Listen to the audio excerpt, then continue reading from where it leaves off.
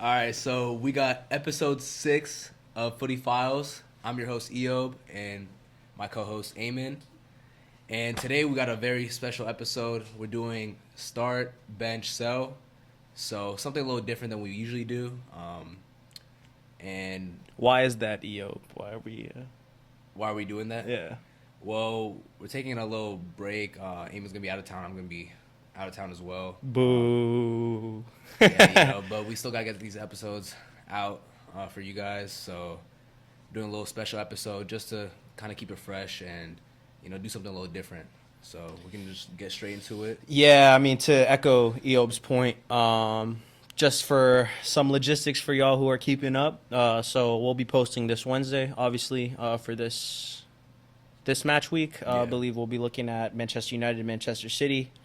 This one that's being recorded, obviously, is on the same day. So we'll be posting this one next week for you all. So you'll have something, but we won't be able to look at the match week this week because of our schedule is kind of conflicting. So we'll try to be completely transparent with you all when that's happening, just so you all know what's going on and we're not going ghost or anything, and really hold ourselves accountable.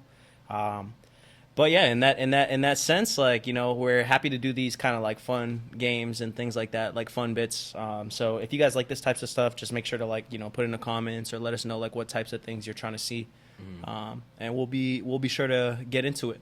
Yeah, for sure. So I guess EO can go ahead and kick us off. Yeah. So like I said before, we're doing start, bench, sell. We're gonna be taking a look at a group of 3 players that play in similar positions and choosing who we want to start, bench, and sell. Pretty straightforward. So we can just get straight into it. First one, Salah, Yamal, and Saka. Oh my days. You want to take this one first? The battle of the right wing. All right. All right, I got it. I'll start Yamal, bench Salah, and sell Saka. Let me do mine. All right, go ahead. Okay, so I am going to start Salah, Whoa. bench Yamal, and sell Saka. Okay, well, I think we were both in aligned in selling Saka. As of late, he's been kind of knocked up, especially like end of last season into this season now. He's kind of picked up a few injuries. A world-class player, don't get me wrong, but I think the 2 above him or in that same list are just like a category above. Yeah. And to that point, I'm a firm believer in, Lamine Yamal is the best player in the world right now. So Salah's like the statistics, like numerically wise, I feel like he, produced last season a Premier League season like no one's ever seen ever. Yeah. But to that point, like being as young as Yamal is, scoring the crucial goals that he scores, showing up as like the man of the hour every single time there was a big game. For sure. I'm having him, bro. He's too exciting to not start. Nah, that's fair. I'm Yeah. not gonna lie. I think it's pretty obvious for most people that Saka's gonna be the one going in this situation. Nah, bro, because these Arsenal fans are gonna be. They're Gonna drag us, bro. They're gonna be like, Yeah. "Ah, you not started Saka." Like. Yeah, but Salah's numbers are just undeniable. Saka can't compete with that, and then Yamal, just his impact, being that young and being that impactful and being the man at that age is insane. The reason why I actually put Yamal on the bench is because I think Salah's more proven, and you know what you're gonna get from him week in, week out, and Yamal's still, bursting on the scene. Brenda, he's bagging every game. He is, but Like, he's really bagging every game, bro. I also feel like it might be like good for his development to be on the bench in this situation.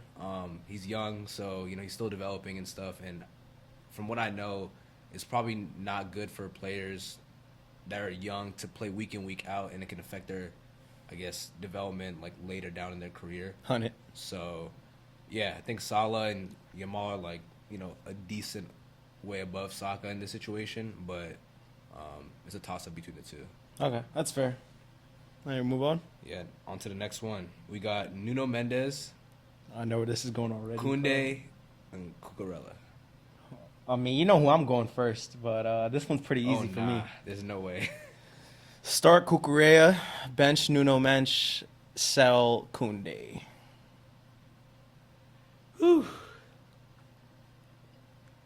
This one's tough. Start Nuno Mendes, bench Koundé, sell Cucurella. I mean, honestly, bro, like it sounds like you just hating, bro. I feel like Cucurella is overhated if you're not a Chelsea fan. Bro, Honestly, he's no, not. no, no, like real stuff, bro. Like I'm not even trying to like jazz or troll or anything. Like he is a very he's a world class left back. Like, and that's not to say I'm not Nuno saying Mensch that. isn't. That's not to say Nuno Mensch isn't. But I'm saying like proven, bro. In my opinion, like Cucurella was easily the best left back in the world last year. And the year before that, when they won the Euros, he was the best left back in the world. Those words are not coming out of my mouth. Cucurella is not world class. Nah, but I'm just saying, bro, because you talking about Eight Nori and this and that, Better but than like, him. nah, he's not. You would have had him in this conversation if he was better than him. That's not true. Got That's not him. true. Yes, yeah, because if we're doing ranking, like, would you think Eight Nori's Hakimi- better than all three of them? There, he's just in this class Okay, above. He one, can't even be These aren't the involved. best three fullbacks in the world. So your point is All right, whatever, off bro. road. You heard what I said. And Anyways. Koundé, to be honest, like right back, but I see the fullback kind of vision. I liked him. I liked him a while back because I wanted him at Chelsea back when he was still at Sevilla, but Barcelona actually did the number on us and sniped him up. But yeah, since then he's turned into a class fullback. I feel like that'll kind of be the theme with all these like keep or start bench sells is that like the person you end up selling is going to be someone class, you know. So. Yeah. But that's what I'm feeling about him. Yeah, I actually think it's criminal that you're putting Koundé, or you're selling Koundé over Cucurella. To be honest, Koundé has developed into a top class fullback over the years. You know, European champion, by the way, and a champion of the world. Koundé's won La Liga, I think multiple times. But champion of Spain versus champion of Europe. I don't know if- versus champion of the world. Brother, Like we're talking about the player, not. I'm just his saying, bro. accolades. And Nuno Mendes didn't do nothing in that Club World Cup final, bro. He got exposed. It's the Club World Cup, brother. Bro, it's still y'all were there. He won the Champions League. Okay, we weren't in the Champions League. You're not serious. I'm serious. If we were in the Champions League, it'd be a different You for conversation. real You'll see think- this year. You'll see this year. You for real think Cucurella is a better left? My back than soul, I Nuno think Mendes? so, bro. On my soul, I think so. What does he have over him? Bro, I think the aggression, right? Nuno Mendes is aggressive. No, he's aggressive, but he's like pacey aggressive. Like he can keep up with you, but I'm saying like somebody who's just stuck to you like glue, bro. Like really go back and watch the work that Cucurella does against like Saka or like Salah or like these Nuno right. Mendes played well versus Salah. Yeah, he played well. Champions League. But what did Salah beat him once. over what did 2 Nuno games. Mendes do again against Cole Palmer? Stop touching your nose. But Was yeah. he even at fault for the goals that Palmer scored? My soul, he was at fault. He got caught out. The first one was a through like a over the top ball from Levi Colwill in the back into Remember that. space, Yeah. and Nuno Mensch got caught out. And the second one was I think it was just same kind of thing. Got caught out, or no, it was Malo Gusto like overlapped. He got caught out again. Played him through. Gusto He made was- a dummy run. Yeah, Gusto. Yeah. No, that was the second goal. Okay. The first goal though was like played into Malo Gusto, and then he like faked he had faked the shot, had it on his left, goalie Placed it, parried, yeah. and then Palmer scored it. So, yeah, like I honestly think all three of our goals were technically from that side. So yeah, he was At at the end fault. of the day, I think he had a great season, and I think he's the most complete out of those three in terms of being a fullback that has attacking output and solid defense. It's just the Cucurella And hate, he's very bro. fast. It's just the Cucurella hate, honestly. Hey, bro. I know I'm not tripping, but hey, put in the comments what you think. Let's just move on from that one because Go on. Cucurella is just Go on, not go on, something I go on. fancy. Okay, this one's a little interesting one. Battle of the mid-tier prime strikers: Yohan Wissa, Watkins, and Mateta. Damn. I'll We start were with this speaking one. how much we like Mateta as well, you know. Yeah, Alright, we go did. on. Yeah. I'll start with this one. I'm going Watkins at 1, Wissa at 2, and Mateta at 3. Okay, I'd probably start Watkins as well, bench Mateta, and then sell Wissa.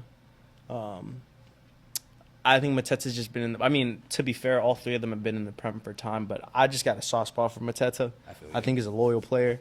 You know what I mean? You just like he's one of those dudes, but you just want to see them do well. You know what I'm saying? Like, and he stayed true to Palace. You know what I mean? Like he never switched up. Always stayed there despite like all these other people leaving. You know what I mean? So like Ollie Watkins obviously is at Villa and he stayed at Villa, but he's like the main man there. But Yohan Wissa just left, went to Newcastle. I don't think he'll start, to be fair. I think he'll be like kind of an alternating striker, kind of like what Callum Wilson and I forget his name, but Callum Wilson and this other person at Newcastle. Talking about Isak? No, not Isak. The other one. It's not Jacob Ramsey. It'll come back to me. I don't know, but I forget right now. I'm blanking. I'm blanking too. Yeah.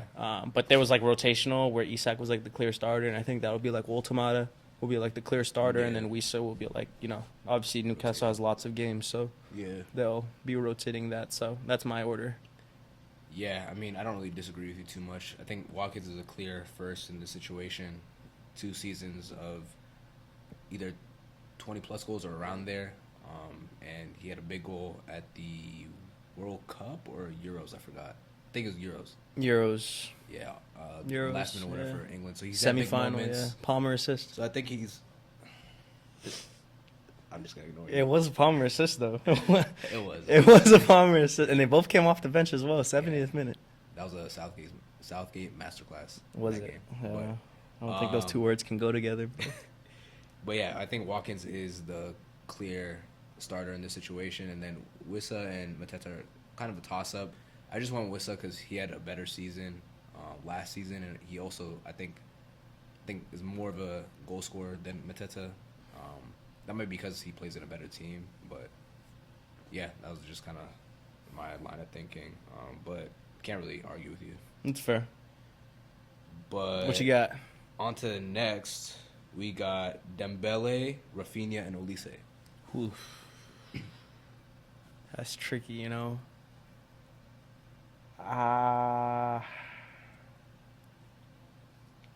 The thing is, I love Olise. He's like one of my favorite players to watch, honestly. He's like, but I feel like it'd be a crime to do anything else to the other two. So I feel like this one I might have to go with my gut. I'm going to go start Dembele, bench Rafinha, and sell Olise.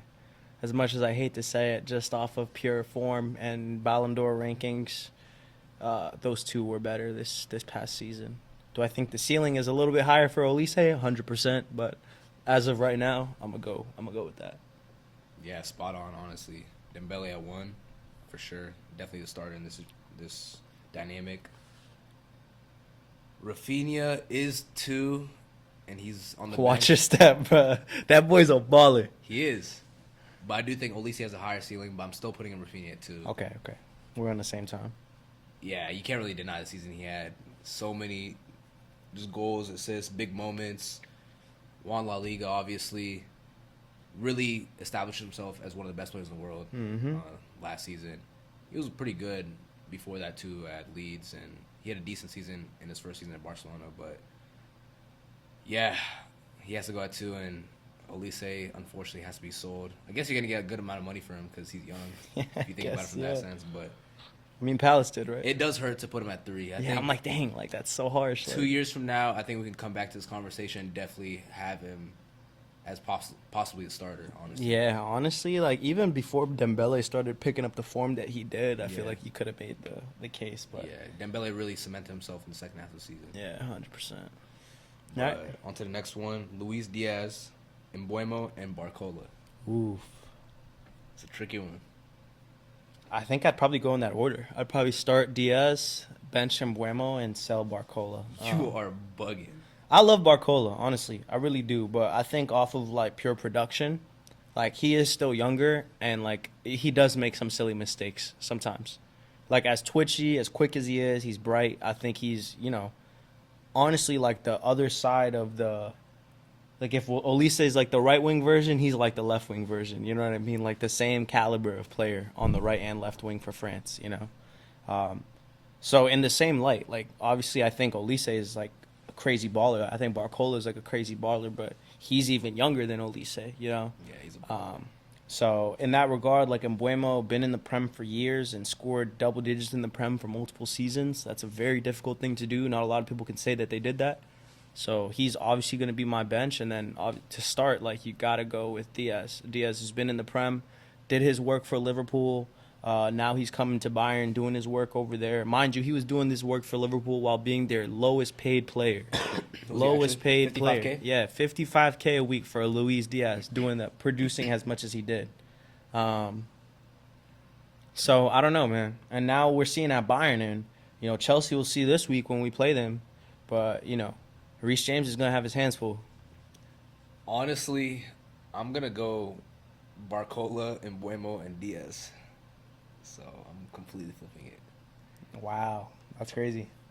To your point about Diaz having like more output than Barcola or just having output in general, I actually disagree with that. I think Luis Diaz has actually been pretty disappointing in terms of his end product, like over the past two When he was seasons. consistently starting, though, he wasn't like.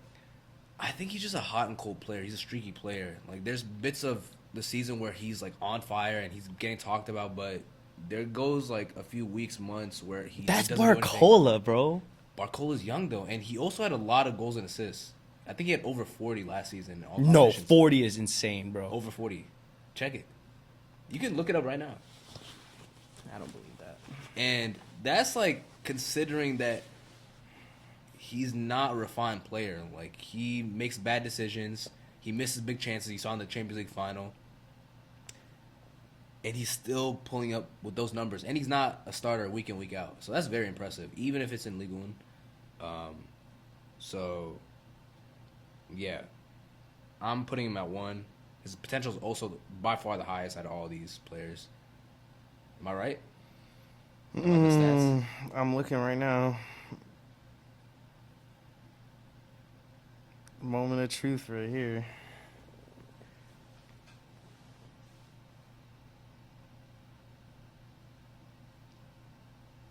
Yeah, you're right, actually. It's 21 goals, 21 assists in all Telling comps. you. Is that not crazy? I mean, they played a lot, to be fair, though. But, yeah. Yeah, so I'm putting him at 1. He's doesn't really have as much experience as the other two, but 1 for me. And then Embuemo, proven Prem winger. You know what you're going to get from him. Scores 20 goals from out wide, playing for Brentford. I think that puts him a little above Diaz for me. Considering Diaz is, playing around some of the best players in the world, and his output really isn't as impressive as Embuemo's. And Embuemo is dangerous too. Like he's a player that can beat players and create chances as well. So there's more to him besides goal scoring. So Diaz is the player getting sold in the situation for me. I mean, it's fair. I agree to disagree, to be fair. But, Yeah. Okay, we'll take a quick pause there, and then we'll get into the rest of them. Okay.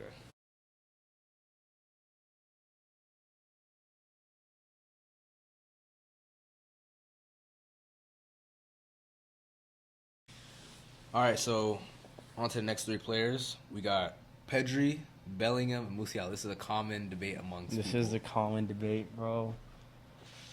I think I'll have to go in that order. I think I'll start Pedri, I'll bench Bellingham, and I'll sell Musiala. I'm going to have to agree with you. Yeah.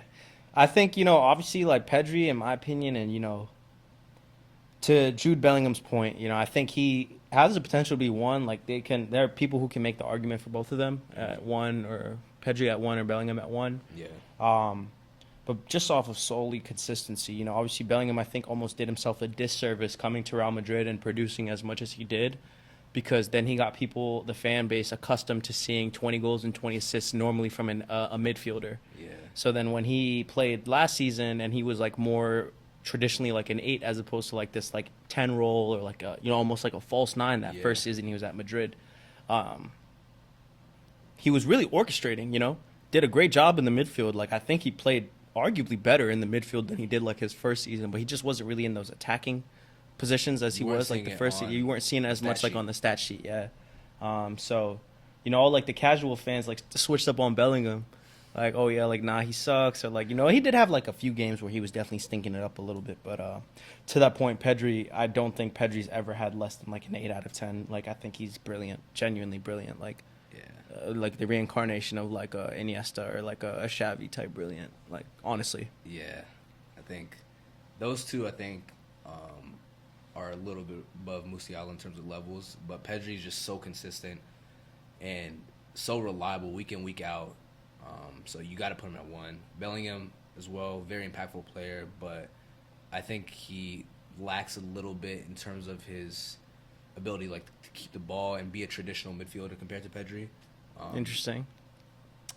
But I do think it's debatable, and I'm not gonna hate on someone for saying Bellingham is better, but I think Pedri's a little bit better than him. And then Musiala, he's a great player, but I just think that he's just lacking a little bit compared to the other two. He also holds onto the ball a little too much for my liking, especially for a midfielder. It works for him though. To be It fair. does work, but it's just, how does it work? His dribbling style is so He shouldn't be unorthodox. penalized for that though. He's cooking. He's cooking. Yeah, but I feel like as a midfielder, you need to be able to play quicker, Yeah, that's but fair. he's an effective player at the same time, so yeah. But that's my my order as well. I agree with you completely. Next up, we got some goalkeepers. New signing Donnarumma, Allison, and David Raya. Sheesh, that one's sticky, bro. Hey, you were saying a lot about Donnarumma, so I know I'm I interested. was, and that's why I feel like it's sticky because the two, Allison and Raya are already so close, in my opinion. I think I'd have to go. I'm gonna go Allison start, Donnarumma bench, David Raya sell. Allison, I have to start because I just, in every aspect of what you grade a keeper, he's the best in the world. Yeah. Shot stopping, distribution, on the ball, off the ball. Like he really is almost like another man on the ball. Like they really utilize him. You see it so often where like they pass the ball back to him in full confidence and he's able to distribute anywhere on the pitch. And they've scored off of it. Like he's racked up a couple assists. He gets a lot of assists. Yeah, he gets a lot of assists off of those kind of distributions.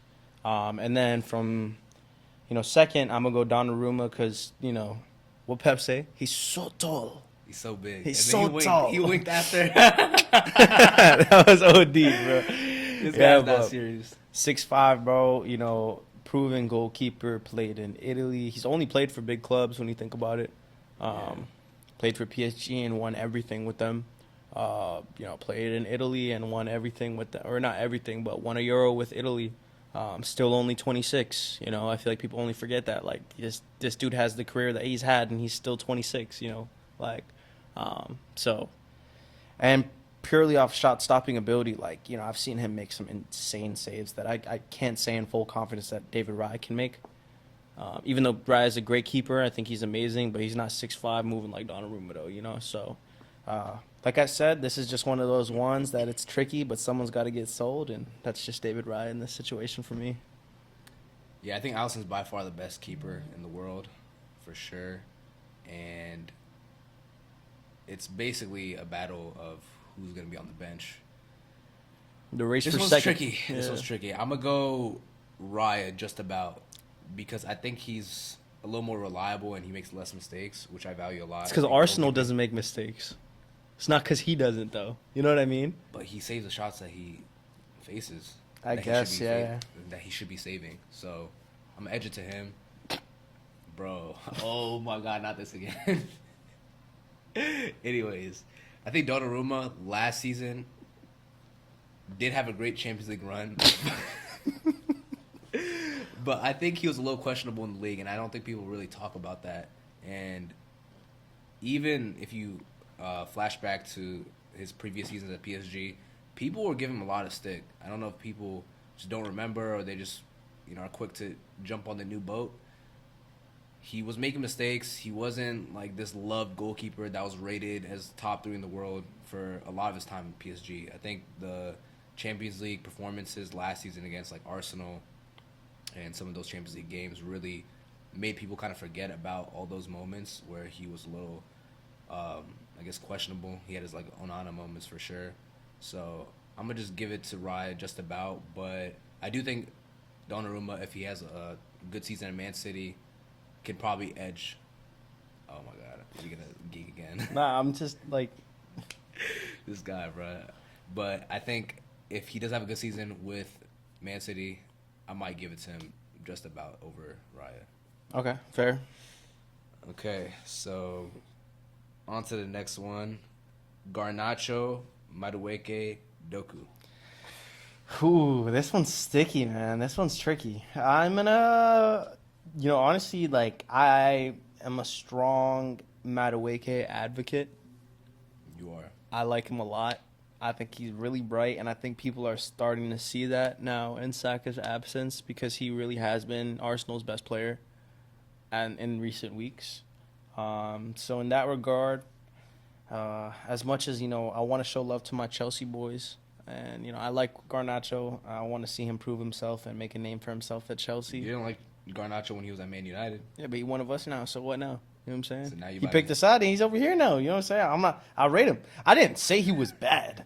Yes, you did. No, I didn't say he was bad. I just say he's not a star boy. And I don't think that there's resources at Man United. The system at Man United is not set up for someone like Garnacho to succeed. And I said that he would ball at Chelsea. And he was involved in the second goal that we scored against... 2-2 draw. All right, well. Anyways, what I was saying was I'm going to start Madueke, bench... What was the second name? Doku, yeah. Bench Doku and then sell Garnacho. Yeah. Sorry, I blanked there for like 2 seconds. Yeah. Doku's twitchy. I like him. He's good. But not as good as Madueke. Absolutely. I'm having Doku at 1, Madueke at 2, and Garnacho at 3. And here goes the city slurper. Is by far Garnacho's. I sold him. Yeah, I sold him. We sold him. Those 3. Yeah, but he's like by far like. I guess Doku earned his stripes in Prem. To be fair, he's been in the Prem longer than Madueke, barely though, but his output is more than Madueke. But I think Madueke is just like more appealing on the eye, bro. Like he's just more fun to watch. I don't think so. I think so. Doku's the best 1v1 winger in the world, and that's why I have him at 1. Honestly, so Yamal's beating Doku in a 1v1 conversation. Doku's better than Yamal 1v1. When it comes to taking on your man, Doku is the best in the world. Bro, are you dumb? Bro, have you seen Yamal in a one-on-one situation, bro? Doku Nobody can take him in a one-on-one. Doku And he's doing this in the Euro semis. He's doing this in the Champions League semis. Brother, talking about Jeremy Doku juking out El Wydad in Philly for 1,000 fans. You know what I'm saying, bro? What are we talking about here? Let's be for real. Mazraoui this weekend. Mazraoui's a joke thing, bro. Like, who wouldn't do that to James? I'll tell you that. I just can't wait till we play y'all, bro. I can't wait either. Goodness, I cannot wait. I said what I said, and I stand by it. And then Madueke at 2. I think I'm starting to see a little bit of hype past few games. He's been doing very well, and I think those 2 are pretty comparable overall. I think Madueke has a little more completeness than Donzino. But Doku just is a 1v1 demon, so I just put him above, especially as a winger. No, and then Garnacho's getting sold any day of the week. We might pay you to take Garnacho. He's so bad. But, yeah, on to the next one. Battle of the Strikers. Okay. Isak, Haaland, and Kane. Sheesh. Hey, I know my list. Yeah, I know yours. All right, you go first. I'm going start Haaland, Shocker. bench Kane, and sell Isak. I'm going to start Kane, bench Isak, and sell Haaland. This guy's not real. Wow. My thought process is everything that Haaland gives you, the other 2 give you. And more. Exactly. You're so goofy. Like, man. Haaland might have a hat trick off 3 touches, but Kane will give you a hat trick and give you 3 assists. You know what I'm saying? Isak's hat trick will be beautiful. You know what I mean? Haaland's hat trick is just going to be because, bro, like, I'm trying to tell you, like, you remember when City was thinking about getting Kane or, like, another striker instead of Haaland? I promise you, bro, if Kane was in this City team, especially, like, back when, that first season when Haaland was doing what he did with De Bruyne and Mariaman, bro, this dude would score, like, maybe 80 goals across all competitions. Who, Kane? Yes. My soul. Oh, my goodness, bro. That was y'all won the Champions League too, bro. Y'all were beating on people, bro. You know what I'm saying? So it's not like he's not doing something that Haaland is bringing to the table. He's just a freak of nature. You know what I mean? Scoring hella goals. But it's not like the other 2 aren't. And they're in worse situations, worse offenses, per se. You know what I mean? And Kane went to a new team in Bayern and didn't skip a beat. Now he's almost had the best goal-scoring season in Bundesliga history in his first year. Isak is Isak, bro. You know what I mean? You're in Newcastle doing the work that you do, twisting and turning Van Dijk like how he did. You know what I'm saying? Scoring the goals he does. You know what I mean? Like, Haaland won't, like, bro. Like, you remember that assist that Isak had against I think it was Everton. Everton? That was crazy. Bro, I think if I think like, bro, y'all like, for my Muslim, y'all know Yom Qiyamah is, bro. That's like Judgment Day, bro. If I ever saw Holland have an assist like that, bro, that's like indicative of me of like the world is ending, bro. Like something's going on. Like, yeah, like this is it. You know what I mean? Like, I'm serious, bro. You would never see him do that. Never.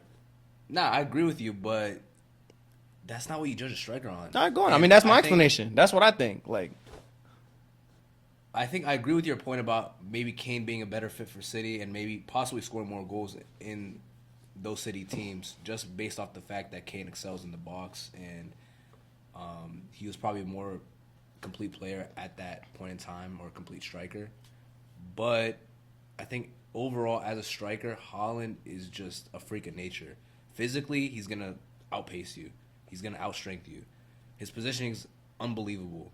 His instinct is unbelievable. He hits his shots like so cleanly. 1v1, you have no doubt that he's going to finish. So I think that just sets him apart from Kane because Kane is limited in terms of his mobility and just getting in behind. Haaland can score any type of goal. Obviously not a solo goal, but like in terms of like a striker goal, he can score any type of striker goal. I promise you, any situation that I've ever seen Haaland in, I put Kane in full confidence and he'd score. Maybe one goal I've seen Haaland, that jump kick he scored against Dortmund. Athleticism. That's the Kane's only. not scoring when he gets a through ball in behind. He's gonna, and Isak can score that goal. Isak can score that goal. He's gonna draw back and get other people behind to bring them into play. Are they gonna score? I don't Yes, know. they are gonna score. But they're not gonna get a goal scoring chance just off that. Whatever, bro. Agree to disagree, bro. Anyways, putting Kane at 2. I'm not gonna argue with someone for putting Kane at first. Kane is arguably the best striker in the world as well. It really should have been Delap and JP in this conversation. All right, bro. What happened to R9? You don't call him R9 no more? JP. Not R9. He's R9. You don't call him R9. El Fenomeno. All right, bro. But Isak at 3, he's getting sold. It's a little harsh, but... And your Abasha, bro. I think he's an overall... And your Abasha, bro. You're selling your countrymen. Hey, man, I'm an honest man. But I think overall, as a player, you could argue that he's better than both of them. But in terms of being a striker, those two are above by a good distance. That's fair. That's why I have him at 3. How many we got left? 2? We got 2 more. All right. We got Rudiger, Colwill, and Saliba. Oof. The Chelsea boys. I did not put Colwill in this. I put Colwill on my soul. I put Colwill, and I stand on that hill, bro. If you got a problem with that, you can come talk to me, bro. My soul, bro. Yeah, you go ahead. You go ahead and get started with this one. All right. Start Saliba, bench Colwill, sell Rudiger. I'm gonna start Saliba. Rudiger is used goods, bro. I'm gonna start Saliba, bench Rudiger, and sell Colwill. Yeah, I mean, Rudiger's one of us, bro. I loved him. You know what I'm saying? Like, he really was the reason we probably had that deep Champions League run, like how we did both years. You know, 2022 when we won, and then 2023 when we didn't. But you know, to that point, you know, he went to Madrid, and I don't think he really fit into their. I think he fit into their system really well when Ancelotti was their coach, but now Xabi Alonso, I see, is like not really favoring him at center back, so he's kind of falling out of that starting lineup. Anyways, I've seen that Dean Howson and Militao combination a bit more. Mm-hmm. So in that regard, you know, you're not really even in the conversation. At least for me, I think he's class for sure, but he's definitely getting older. Whereas, you know, a player like Colwill is, you know, just now getting into the like primer years of his careers, where, you know, starting for England, one of the vice captains for Chelsea, you know, consistent starter for Chelsea, pivotal in our success. Like, we see so much like how Chelsea, you know, lacks some of the like build up from the back when he's not playing. We see the absence of him when we have other center backs try to play that role and they can't play it as well. And then Saliba, you know, pretty self-explanatory there, you know. I think he really transformed Arsenal, and like there was never a conversation of Arsenal winning the title until Saliba came into that starting lineup. That's facts. So, you know, a player that has that kind of gravity in their name, you know, because Rudiger going into the Chelsea lineup didn't mean we were in the title conversation. You know, Colwill being in our starting lineup doesn't have anyone putting us in the title conversation. So, just solely off of that and the performances that we've seen from him, whether for Arsenal or for France, unstoppable, genuinely one of the best in the world. Yeah, that's fair. I think Saliba is a clear number one in this situation. He's a Rolls Royce of a defender, very complete. Not much to say. Rudiger is on the decline for sure. And I kind of see your point about Colwill now that you explain it. But I just think Rudiger just has that little bit of experience that puts him above Colwill.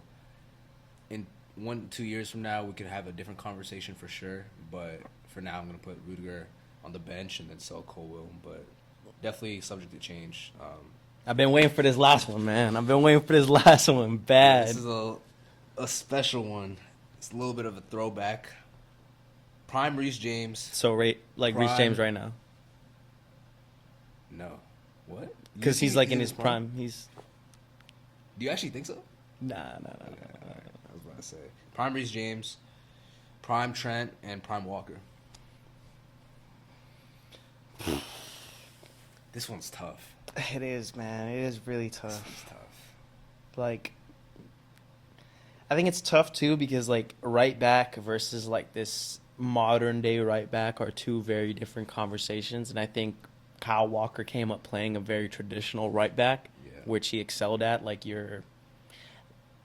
Ashley Cole's or not obviously he played on the left side, but that stay back, you're playing four in the back, you advance a little bit, but you're primarily a defender. Yeah. So, I mean, I don't know. You know how I feel, though. So, I'm always going to start Reece James, bro. I think Reece James on his day is one of, if not, and mind you, I'm 24. So, when I say greatest right back I've ever seen, I really mean that. Because maybe there's other right backs in the past. I know people are going to talk to me about, I believe, Cafu, is a pretty good right back. And, all these players, I'm bro, you know what I'm saying? What I seen, bro, I'm going to give it to Reece. And then I'm going to go ahead and bench Trent because as much as I feel like there is a little bit of a defensive liability there, he makes up for it for the brilliance and distribution and just vision that he has. And we've never really seen a fullback advance as much as that until we saw Trent and Robo and that pairing for Liverpool. And I think really those two were the ones that pioneered that transition of what a fullback is from that